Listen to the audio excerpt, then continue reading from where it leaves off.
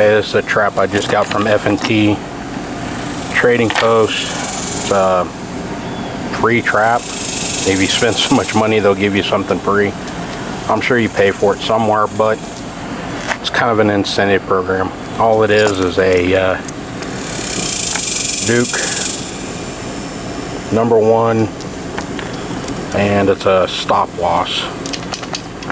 Good for coons, great for muskrat and mink.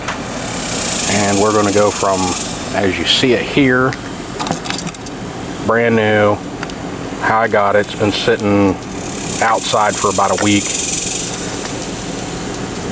and we're going to I'm going to show you how we go through the whole process. Things you'll need: this is just your generic dish soap, a scrub brush, file, any pair of pliers will do. I use lineman pliers, screwdriver, a little bit of paint, your choice. I like something that blends in, and a bucket to do all this in. Okay, first thing we're going to do is we got a little bit of water in here. It's actually my dog's bucket. It needs to be clean, so we're going to kill 2 birds with 1 stone. Just toss your trap in there, put just a little bit of soap on it, your scrub brush, and we're just going to scrub this. All we're doing here is taking off the oils, stuff like that. Don't worry about it being scented or any of that stuff right now.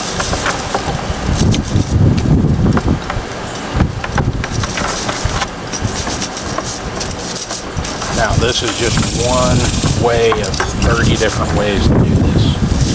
If you talk to 30 trappers, you'll find a different way. This is just kind of how I do it. Alright, once we got it pretty well done, we'll rinse it.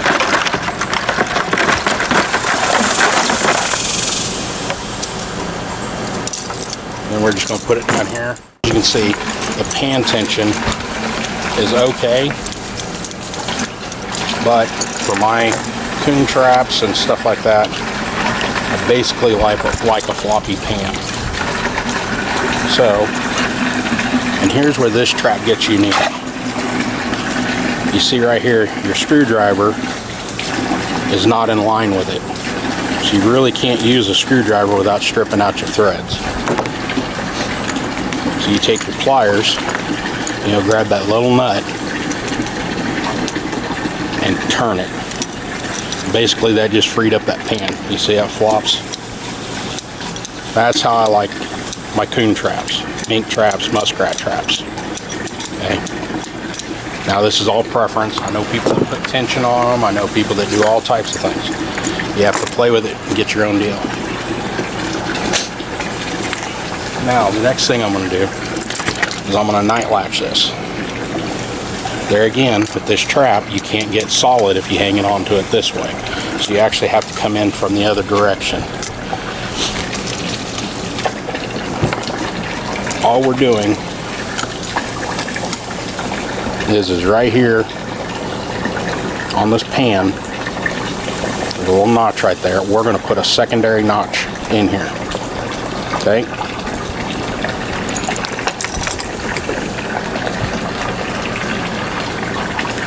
I'm going to do that over here on this table the best I can. I don't know if you can see it or not, but we're getting the pan flat.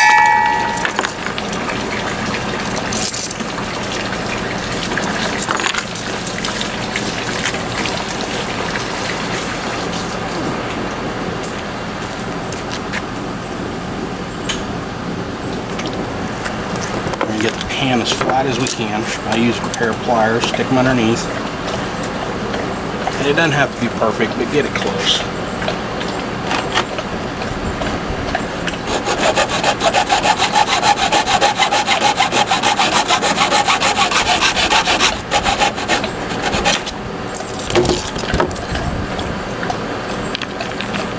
Now this step is 100% optional. I didn't start night latching until probably 3 years ago.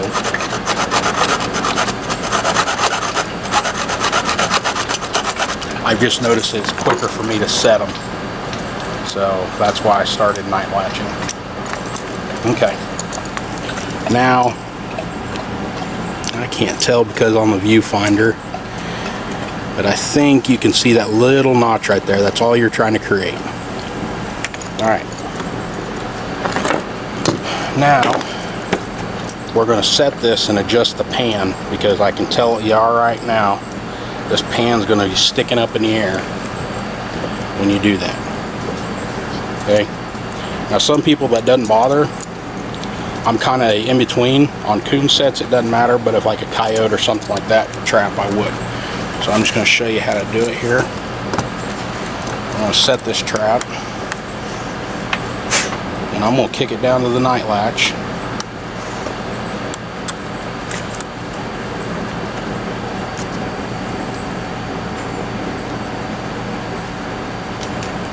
Okay, see how the pan sticks way up. What I'm going to do, I'm going to bring it down to the night latch. And you're also going to test your night latch here. If it's not deep enough, it'll go ahead and snap.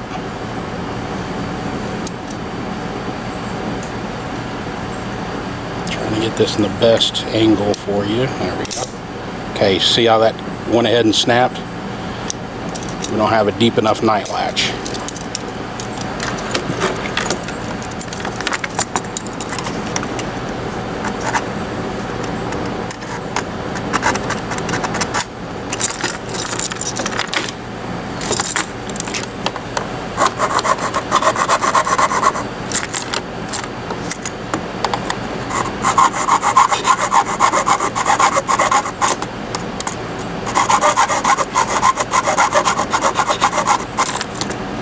While you're at it, you see the little lip on the dog? Let's just go ahead and get rid of it.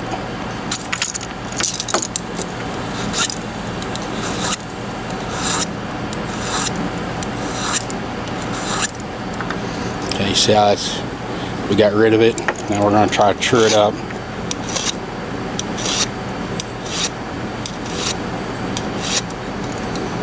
It's nice and square. That'll help out. Now, like I said, with coon traps, you really don't need to do this, but this is a method for all traps with a dog.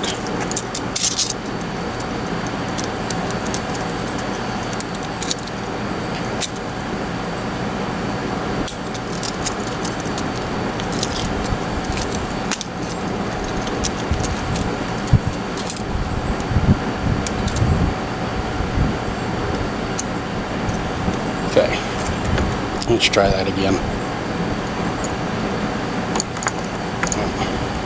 I'm going to try to get down here on the, where the dog, the night latch.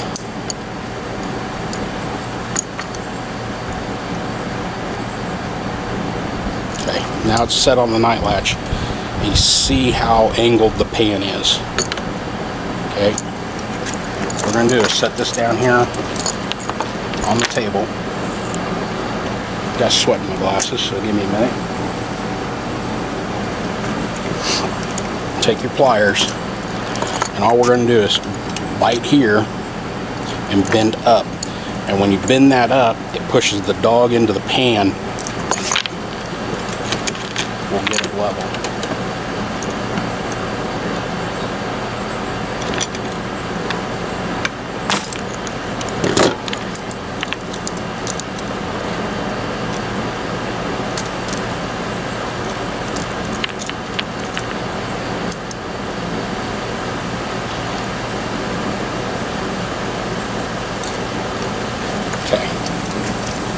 See the difference now? It's pretty well level. But you got that jaw sticking up. One of these things on these long springs, bend your springs around to your dog.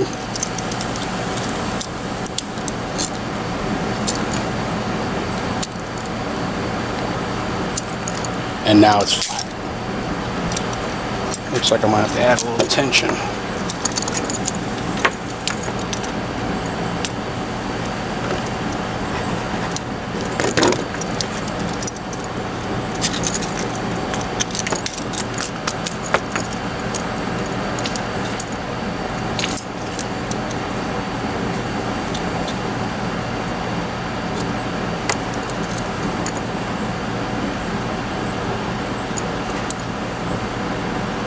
Now the bad thing about these stop losses is even when you stick your hand underneath, this wire bail rolls over and snaps on you.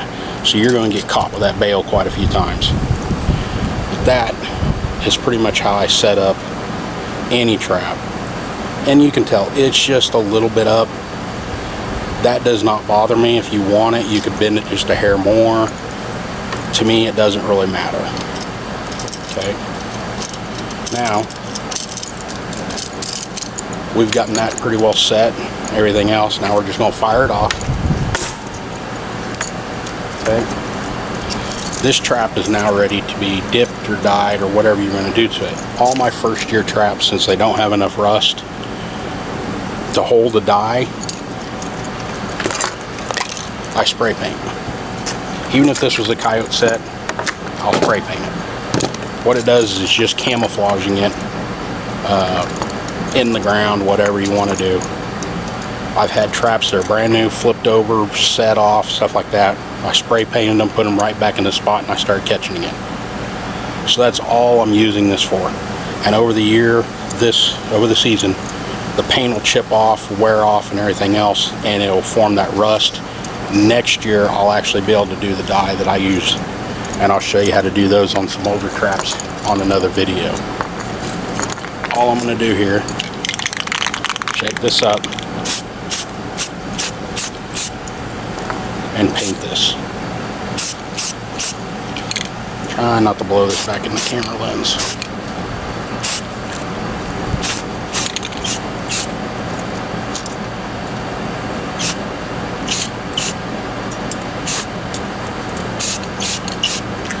Normally I take this over and hang it, but you get the point.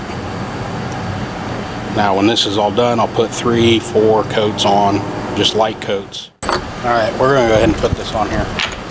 Basically what I got here is a chunk of 5 foot of cable, 3/32 cable. I made a loop out of it with a double ferrule, just put it through, came back, I made it pretty small. That's where our hook's going to go through. And then this is something I've been playing with for a few years. This is I think it's an 8-inch loop. Basically this trap will go right through it. Number one, and a 1.5 will go through it. And then I put a soft disposable stake on here. And this way I got versatility. I can wrap this around a tree or I can stake it in the ground. Either way I want to try it. Okay. All we're going to do is take a J-hook, go through the swivel on the trap. Okay, and here's something that I've noticed with Dukes. They're just, I don't know if it's because of how they press them or what, but it just barely won't go through there. So I'm gonna have to get a drill bit or a rat tail file, round file, and file that off real quick. This is what I'm calling a rat tail file. It's just round. I've heard them referred to as different things. But all we're going to do is get it in here and round this out just a hair.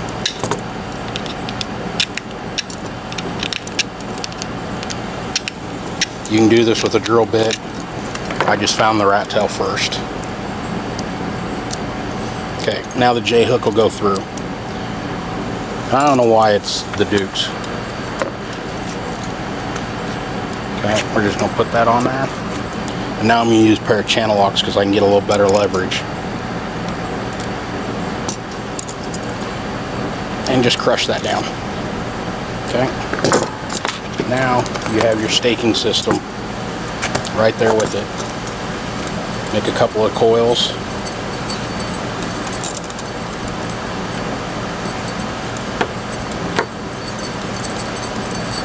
Feed it through.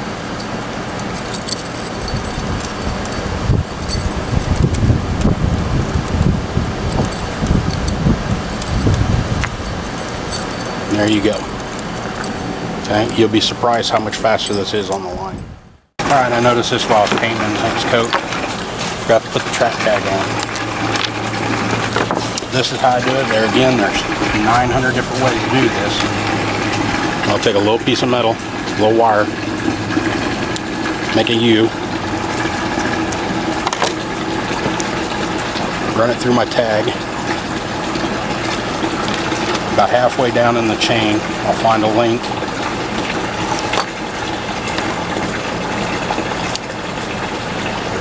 Put a couple of twists on it. Cut off the extra. And then I put the tags into the link and then roll the copper around.